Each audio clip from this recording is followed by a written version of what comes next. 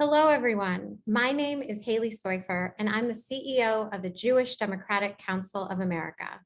I want to welcome you all to JDCA's Week of Action Kickoff event, featuring New Jersey Senator Cory Booker, Michigan State Senator Mallory McMorrow, and Integrity First for America's Executive Director, Amy Spitalnick. We could not be more proud to host these three remarkable leaders who have used their voices and platforms to advance change consistent with our values. This is exactly what Jewish Dems across the country will be doing on Capitol Hill during our second annual Week of Action. Starting tomorrow, hundreds of our grassroots activists and volunteers and leaders will be meeting with more than 60 senators and representatives from 11 states to advocate for our shared policy priorities as Jewish Democrats. This is a critical opportunity for us to make sure the voice of Jewish Americans is heard loud and clear, and our values are represented in the halls of Congress. If you're joining us today and haven't yet signed up for our virtual meetings, don't worry, there's still time. Just visit our website, jewishdems.org/events, and sign up. Now I'd like to turn it over to Ben Cantor, JDCA's Outreach Director, and Shir Atias, JDCA's Political and Policy Director, to talk about what you can expect during the Week of Action. And following Ben and Shir, we will hear from our speakers. Over to you, Ben.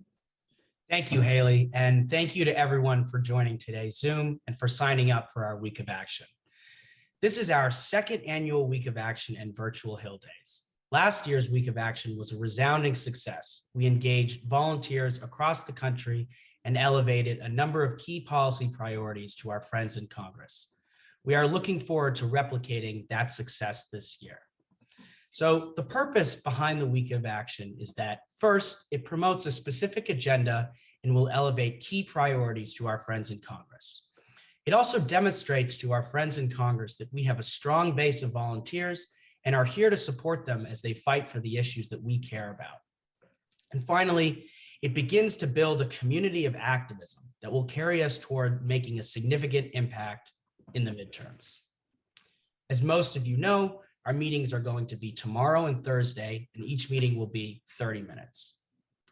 So if you are speaking at any of these meetings, here are a few tips to help make your meetings go as well as possible. First, make sure to give your remarks a personal touch. Members of Congress want to hear your story. Make sure to review the legislative packet and know the issues and the past positions of the members of Congress that you are speaking to. We are also going to be meeting with both the members of Congress and their staff. Staff play a key role in the legislative process and should not be overlooked in these meetings. And finally, appreciation and support goes a long way. Many of these members of Congress hear about what they're doing wrong, and so it's great to hear a bunch of people in the room supporting them. I'd now like to hand it over to our Political and Policy Director, Shir Atias, who will cover our policy agenda for this week. Shir? Great. Thank you so much, Ben, and thanks so much to everyone for joining us in this critical effort. We're so thrilled to be taking our values to Capitol Hill, and we'll be advocating on three central issues. First, anti-Semitism and extremism. Second, protecting our democracy and voting rights. And third, abortion.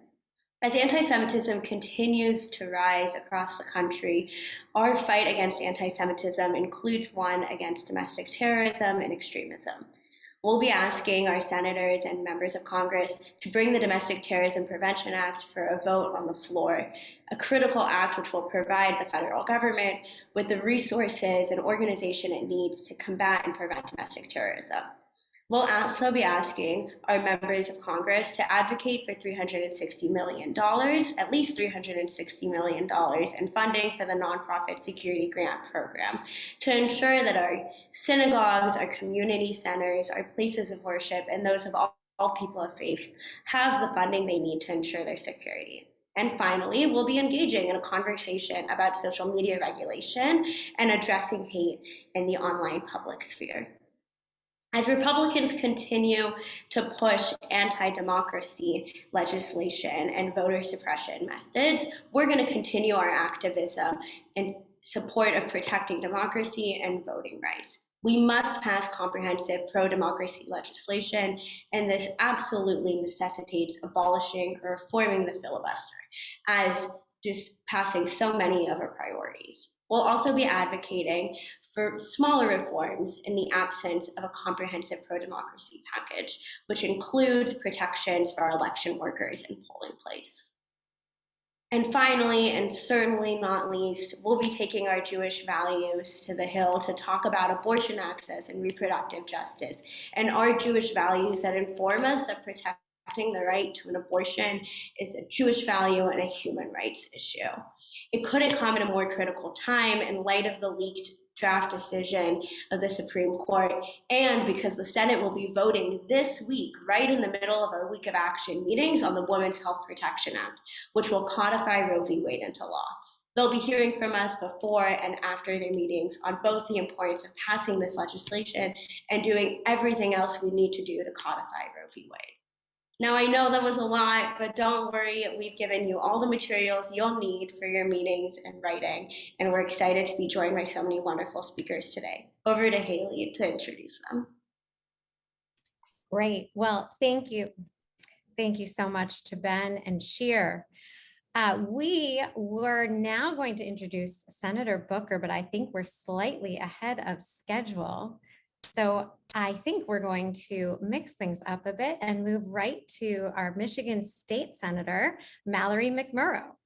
Many of you have come to know Mallory McMorrow following a speech she gave last month rebuking vile attacks from a Republican colleague, which echoed the same dangerous conspiracy theories and extremism we've heard from Republicans across the country, including on Capitol Hill. Video of Senator McMorrow's powerful response went viral shortly thereafter, drawing admiration and praise from President Biden on down, including JDCA. And we're thrilled she's joined us today to share words of wisdom as we take to the Hill to combat extremism. Thank you for being with us, State Senator McMorrow. We are grateful for your leadership. Thank you, Haley and JDCA, and everybody who joined the call today. Thank you for signing up to take action. Thank you. And as a Michigander, I was just so proud to hear your speech a few weeks ago. So I want to ask, why did you give that speech? You explained it, that it was a response to a Republican fundraising email, which included blatant lies about you. But this phenomenon was not limited to that one email or even that one Republican who targeted you. So what motivated your speech, and what can we all do to combat conspiracy theories, lies, and other iterations of dangerous Republican extremism wherever it may occur? So what is important to realize is, although a lot of people may have seen me and my speech from the Michigan Senate for the first time, this didn't happen in a vacuum. We have seen rising extremism and hate being leveraged by this current Republican Party going all the way back to the beginning of COVID. We had a protest at the Michigan Capitol in April of 2020 that was supposedly about COVID restrictions, but we saw nooses, swastikas, Confederate flags, Boogaloo boys, and you may have seen a photo that went viral of 4 heavily armed men in our Capitol. So this is a continuation of that rising extremism that we have seen come to light. So I really wanted to respond in a way that elevated this issue out of Republicans and Democrats slapping back at each other, and really standing up, frankly, as a white privileged woman who, by all accounts, is generally okay, to say that hate is only going to win if people like me stand up and let it happen. So we won't let it happen. We have to shut hate and extremism down loudly, confidently, so that we can show the policies, the proposals that we actually have that will benefit people's lives. And what has been the response? I mean, we've all seen you take to the airwaves, whether it's in the news or on our favorite podcasts, and I'm so thrilled to see your voice amplified. But what do you think the response has been in terms of Republicans recognizing that maybe their extremism, whether it's lies and emails or otherwise, could potentially backfire?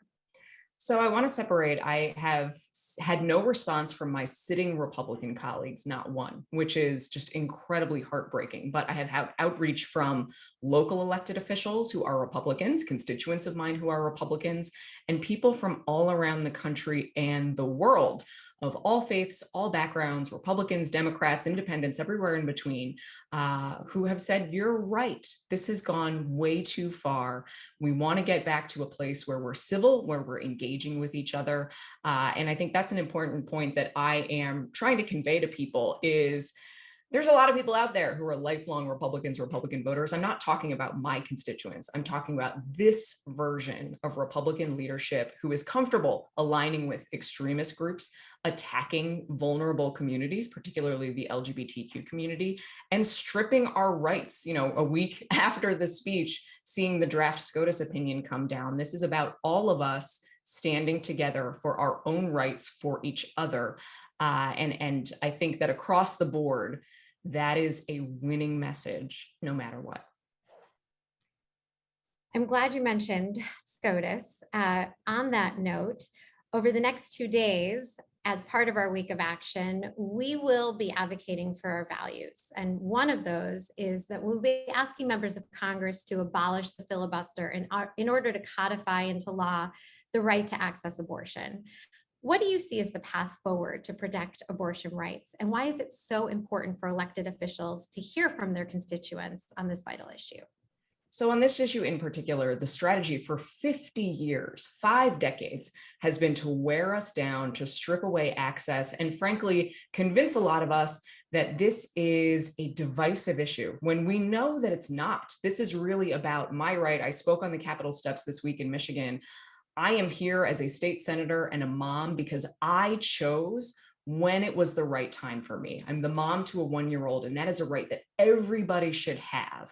We know that this is a minority who is pushing the SCOTUS opinion, and in our chambers, we need state legislatures and our federal partners, which is why you are all here to take action to protect our rights.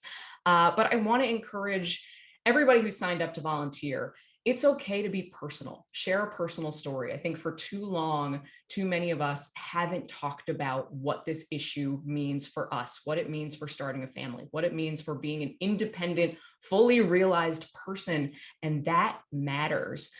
Your legislators work for you. So share a personal story. I can much more confidently represent my constituents when I feel like I know them. So, you know, data and statistics are one thing, but talk about what this means for you or somebody you love and why it's so important that we protect women's rights to make the right choice for themselves and their families.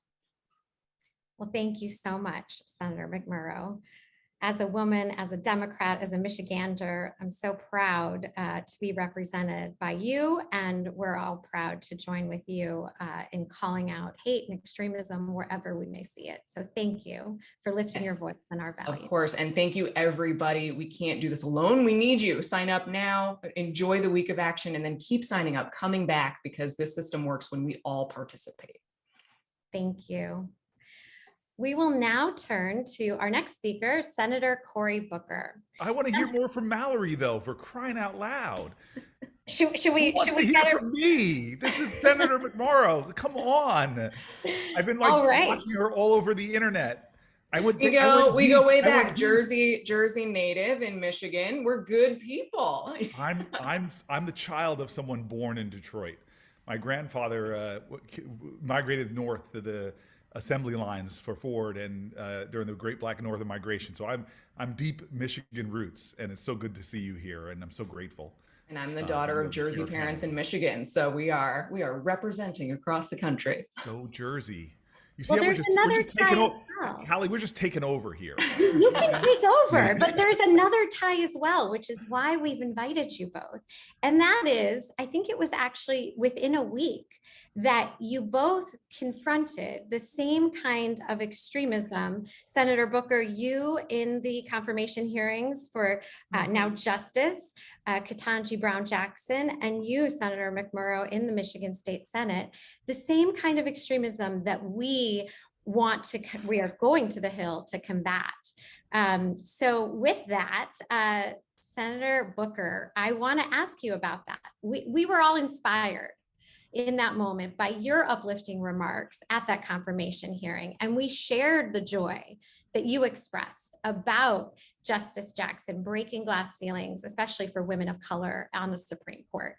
And as we prepare to advocate and bring our voices and values to Capitol Hill, if you could continue to share some words of inspiration for Jewish Dems so we can continue to further our mission of furthering justice and equality for all. Well, first of all, again, I am very excited that I got a chance to hear the senator speak in a virtual setting here in this circle of friends and people who share values and share a commitment. I am extraordinarily also excited just because you all put your faith out front. I may be the only big black goy in the history of the United States to ever be the head of a Chabad house and found at Yale when I was there for law school, a great sort of Jewish student group, because I just love the Torah. I love Judaism. I've been studying for 20 years. And I love when people, in fact, I often say to folks, before you tell me about your religion, first show it to me in how you treat other people. And I think that faith is best seen. There was a great theologian that once said, everywhere I go, I preach the gospel, but only sometimes do I use words. And so this idea that Judaism is about ethics, it's about thousands of years of people arguing and debating and discussing what it is to be a good person. It's what makes the Torah come alive to me by people who commit themselves by living by those principles. I'm here because people lived out the ideal of, if I am not for myself, who will be for me? If I am only for myself, not who am I? You lose your humanity. What am I? If not now, when? And so that's the kind of urgency and that's the kind of commitment to understanding the power of intersectionality. In fact, during the high holidays, there's this great song with the words, Ki beiti beit tefillah l'chol ha'amim, may my house be a house of prayer for many nations. To me, that is what some of the best of human values are. This idea that we have to heal this world, tikkun olam, that we have to bring people together, and that we have to understand that your justice is tied up with my justice. You know, I was at a rally yesterday in Newark, New Jersey, around a response to this threat we have from the Supreme Court about stripping Americans of their bodily autonomy, about creating an environment where in some states a rapist could sue his survivor for looking to assert control over her own body. And I was thinking about this power of intersectionality, something very much at the core of Judaism. And I love the letter that James Baldwin wrote to Angela Davis when she was arrested. And he basically said, if they come for you in the morning, they will come for me at night.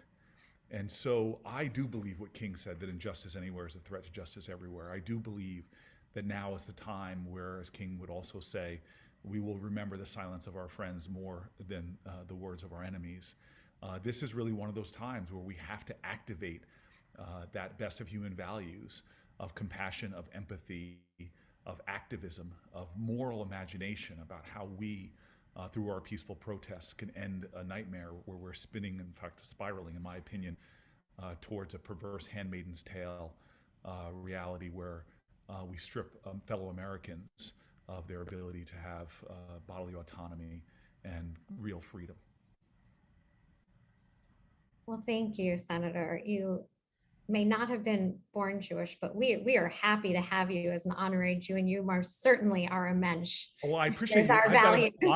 I've got an honorary degree from Yeshiva University, so So there you go. that gives me my rabbinical license. I appreciate that. You are definitely a mensch in the Senate. You have touched on it, but one of the asks that we will be making as part of our week of action is to abolish the filibuster in order to protect voting rights and codify abortion rights into law, which I know you will soon be voting on. How can we protect our democracy and our fundamental rights, including reproductive rights or our bodily autonomy, as you said, amid continued Republican threats and obstruction, especially in the Senate? So, I mean, this is very painful. I've been in the Senate now since the end of 2013, And I've watched a lot of moves towards justice be thwarted by a filibuster that's tradition was really the filibuster began to be used more frequently to stop civil rights. And as the fourth black person ever popularly elected in our country's history, I'm reminded every day what it took to make for a world in which I could serve in the United States Senate. And the filibuster has a very tough history of being used by people for the sole purpose of subjugating African Americans or defending or preserving the violations of the fundamental rights of blacks. And here I see it, and I think it's painful to see when it came to voting rights at a time that there's so much going on to undermine the free exercise of franchise in this country. Everything from a drug war that was unleashed disproportionately on low income and people of color.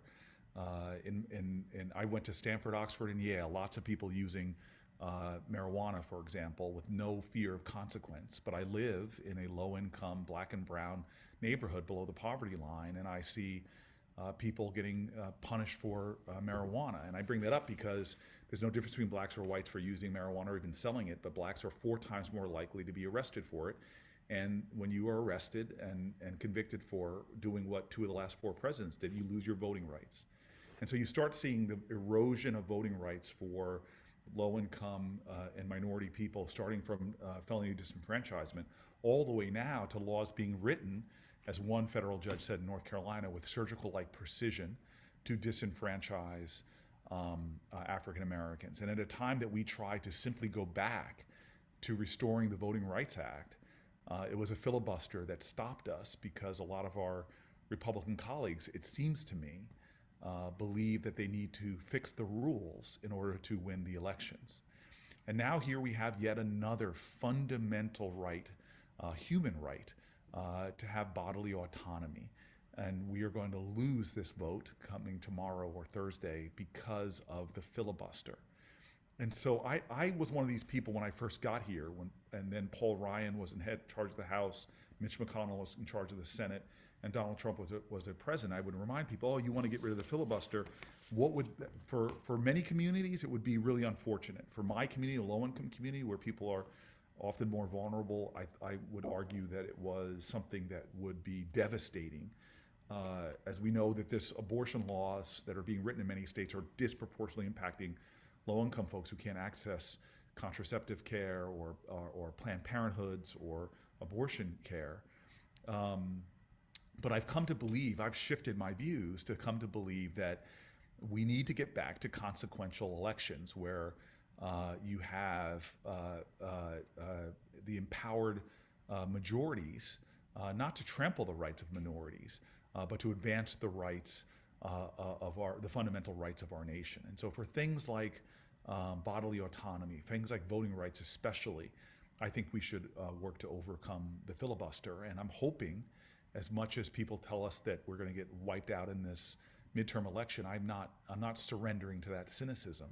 And I believe that our mobilization, our action might be able to preserve our majority in the House and even pick up a couple more seats in the Senate, which would mean that we would have the ability to right some of these, what I believe are fundamental wrongs in our nation that are undermining very basic American rights and human rights. I'm so glad you went there because we are with you 100%. We refuse to accept the cynicism around this election, and we are working and growing this movement every day in order to ensure that those who share our values win. And it's, we find you so inspiring, Senator, because in moments like what you experienced in that confirmation hearing, you have found joy, you have found inspiration.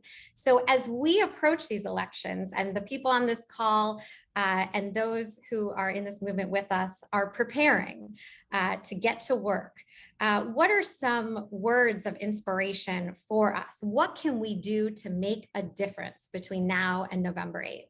Well, I think you asked the right question, because a lot of times we think that change is made by, you have 2 senators who are on here in the big halls of the capital of a state or a country, but that's never how change has happened. We are a nation that is here where we are today because people demanded for the change. People took the responsibility themselves to make change and never underestimated their power. It wasn't a bunch of men getting together on the Senate floor in 1920 that said, hey fellas, what do you think? Let's give those women the right to vote. No, it came because of the persistent activism of individual citizens like us. It wasn't Strom Thurmond that came to the Senate floor in the 1960s and said, I've seen the light, let's give those Negro people, the right to vote. It never happened that way. And if I could give you just one story to end on that involves a small group of Jews working with blacks, it was this conversation I had with a man named Arthur Lessman, who years before I was born in 1965, was sitting on a couch in New Jersey watching TV.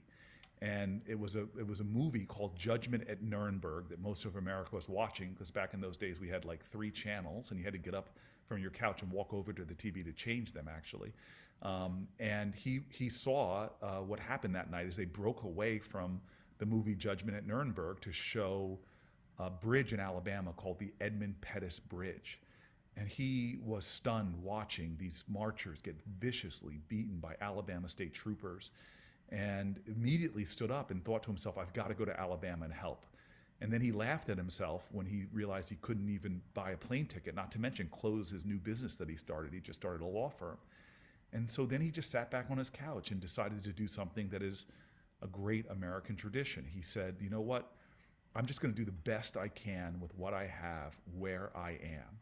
And he calls around to see who might need an hour of pro bono work. That's all he thought he could do.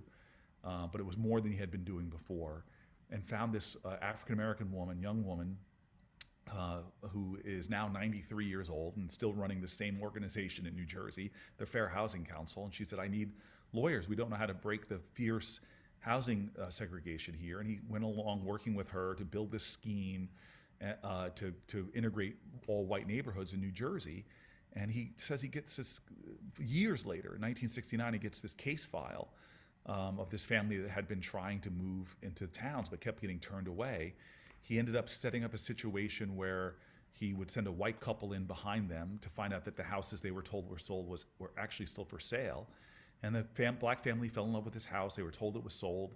The white couple came, put a bid on the house. The bid was accepted. On the day of the closing, the white family didn't show up. The black man of the father of the family and this incredible Jewish lawyer walk in, and they challenge the real estate agent. Real estate agent doesn't give up, gets up, punches the lawyer in the face, sigs a Doberman Pinscher on the black man, and all this kind of legal fight happened afterwards. But eventually that family moved into that small town called Harrington Park, New Jersey, as the man would call his family, the 4 raisins in a tub of vanilla ice cream.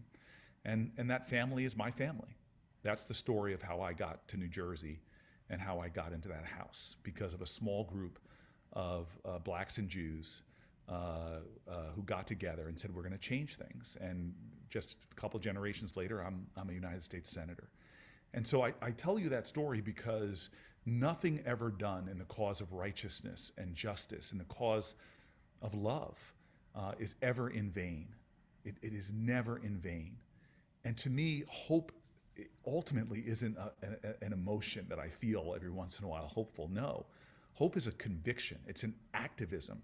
Hope is the active conviction that despair will never have the last word, that you never, ever give up in the righteous cause of justice, of love, of decency, of humanity. And so that is the Jewish way, it's the black way, it's the American way. And this is a group to me that are living out the best of our values with your commitment for action. And I'm just so honored to get a chance to be with you tonight and meet somebody that I admire as well, and Senator McMorrow. Well, thank you so much, Senator Booker.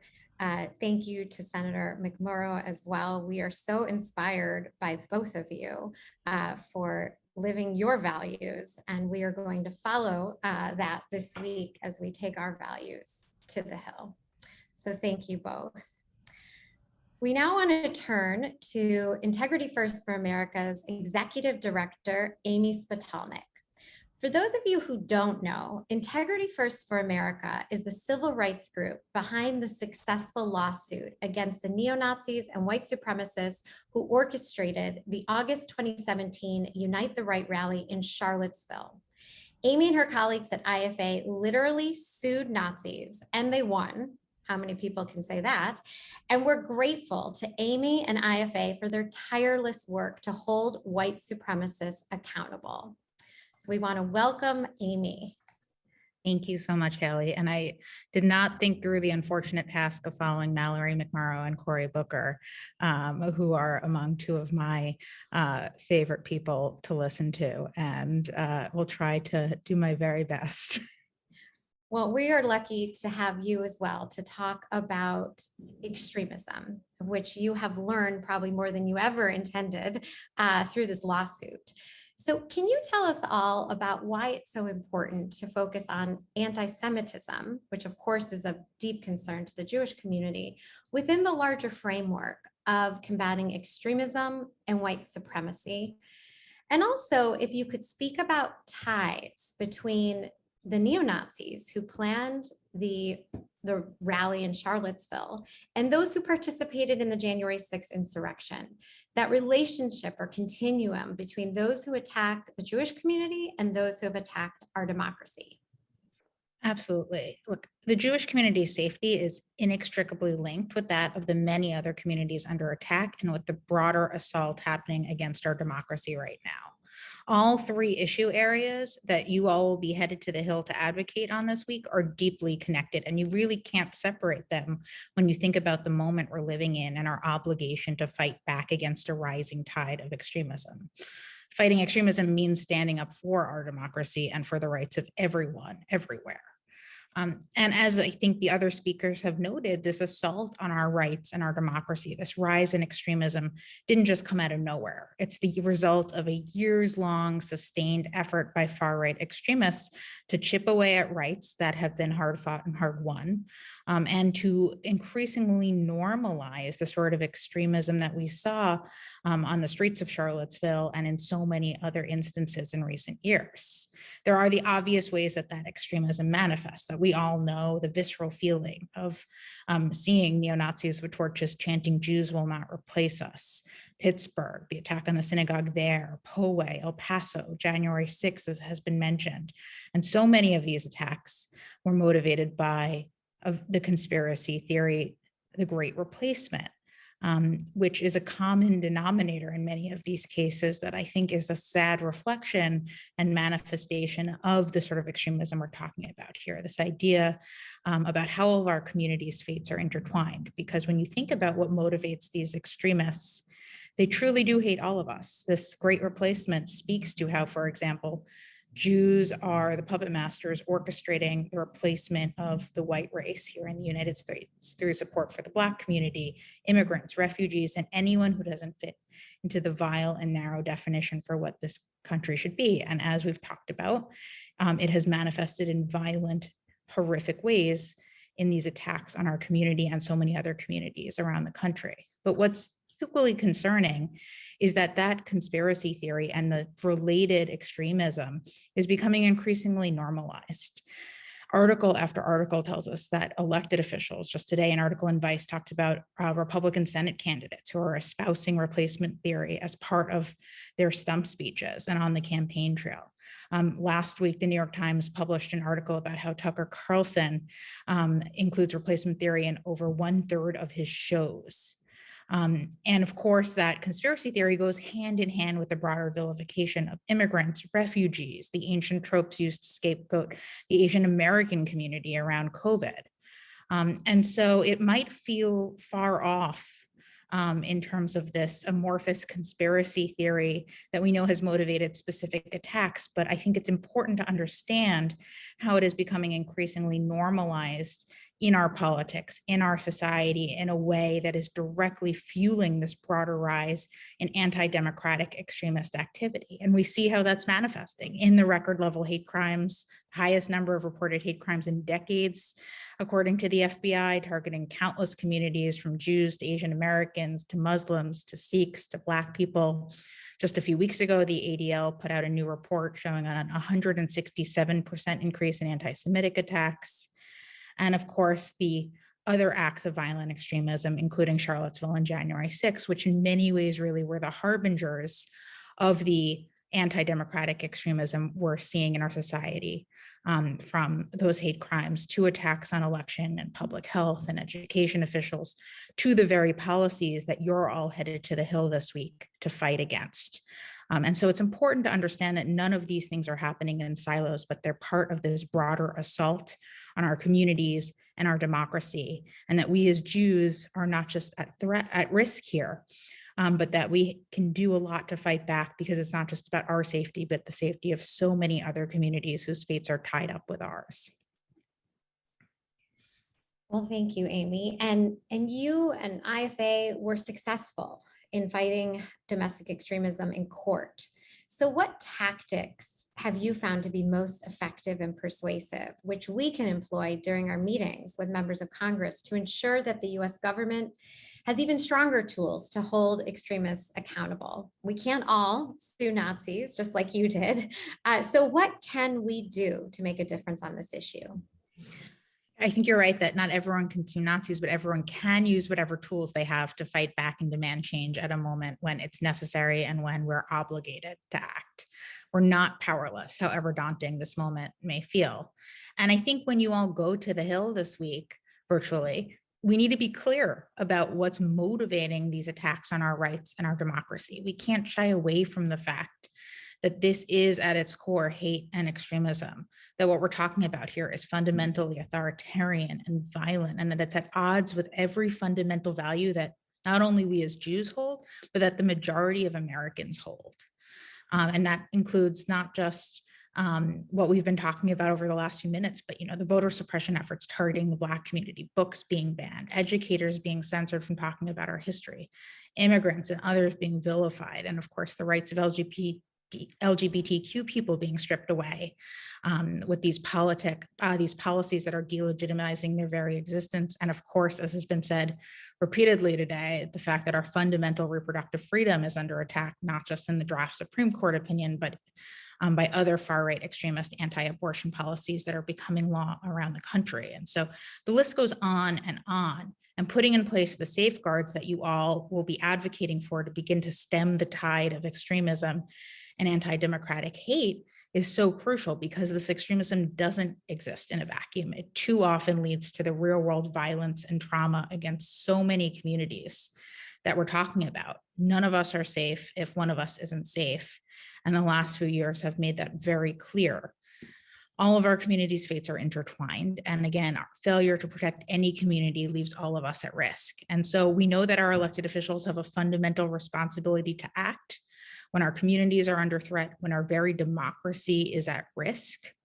And there is so much that they can do to begin to stem the tide that you all will be advocating on this week. And so understanding, being clear-eyed about what's happening, not pretending like these things are happening in silos, but truly talking about them as part of the broader assault on our rights and our democracy that they are, is so crucial. And I'm so grateful to all of you for taking the time to do that at a moment when so much is at stake, and when we all are called to action and have no choice but to use the tools we have to fight back. Well, thank you so much, Amy, for your work, for your words of inspiration, and for sharing your insight on this issue about which you are truly an expert. We're grateful for your partnership and leadership. We also want to thank Senator Booker and State Senator McMorrow, and for everyone watching. Each of you is crucial to this movement, and we wouldn't be here without you.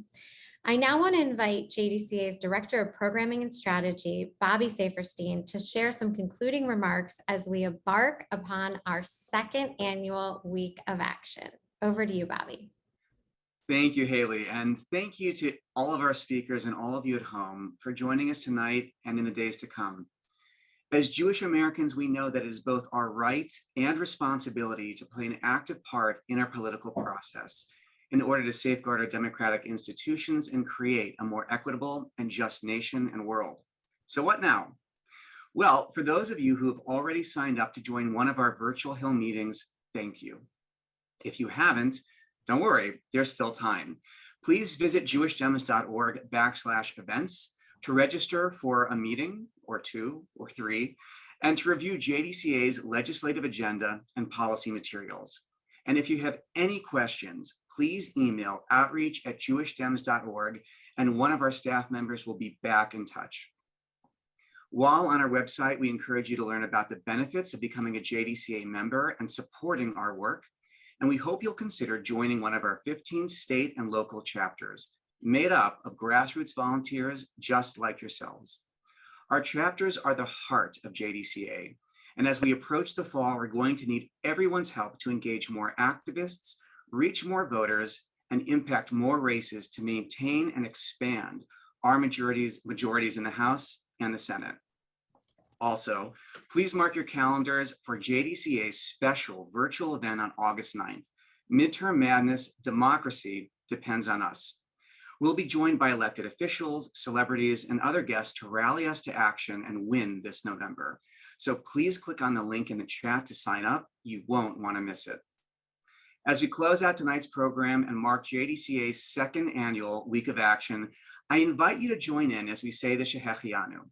With so much going on here at home and abroad, it's important that we recognize these milestones and acknowledge just how grateful we are to be doing this work together. Baruch atah Adonai, Eloheinu melech haolam, shehechianu v'kiyamanu v'higianu lazman hazeh. Thank you all for being a part of this movement. Now, let's get out there and make a difference. Have a wonderful night and see you all tomorrow and Thursday. Take care.